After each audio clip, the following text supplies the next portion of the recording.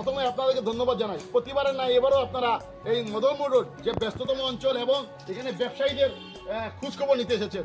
যে ব্যবসায়ীরা দুর্গাপূজা বলুন, কালী পুজো বলুন, বিভিন্ন উৎসবে বিভিন্ন সময় সাহায্য সুবিধা করে থাকে, কিন্তু প্রত্যেক বছর ফ্লাড আসলেই, যারা ফ্লাড হয়নি কৃত্রিম বন্যা যখন হয়ে থাকে তখন ব্যবসায়ীরা অত্যন্ত মার খায়।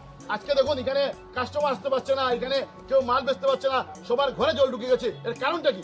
এখানে ইএনডির না বাঁধ আছে, আজকে ইএনডির বাঁধ আছে, ইএনডির বাঁধ ক্রস করে তো জল আসছে না। তাহলে কোথা থেকে জল আসছে? এই জল আসছে এই কারণ হচ্ছে এই সুইচ গেটগুলো নষ্ট।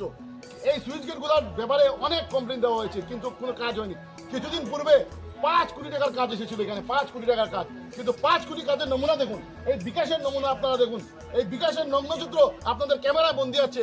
আমার কথা না, এখানে অনেকেই আছে, অনেকের ক্ষোভ আছে, কিন্তু কেউ বলতে চাচ্ছে না।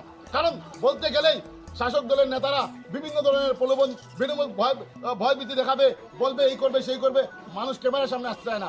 কিন্তু আপনি দেখুন এই দুর্ভোগ, আজকে এই অঞ্চলের মানুষ, এই অঞ্চলের ব্যবসায়ীরা কি কষ্টে আছে, প্রতিবার এই কষ্টে আছে। এবং ফ্লাড আসলেই ফ্লাড কন্ট্রোলের ডিপার্টমেন্টের অফিসাররা মাটির বস্তা নিয়ে আসে এখানে ভেলকি করে। আজকে এটা মাটির বস্তা দিয়ে সলিউশন হবে না।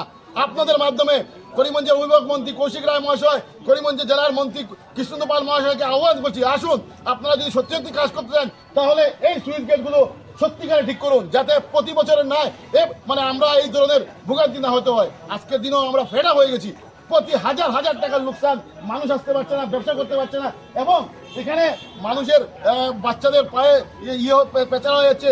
স্কুল তো বন্ধ দিয়েছেন, কিন্তু আজকে কোনো একটা পেশেন্ট যদি হসপিটালে যেতে হয়, ডাক্তারের কাছে যেতে হয়, কিভাবে যাবে? এখানে নিরুপায় হয়ে গেছি।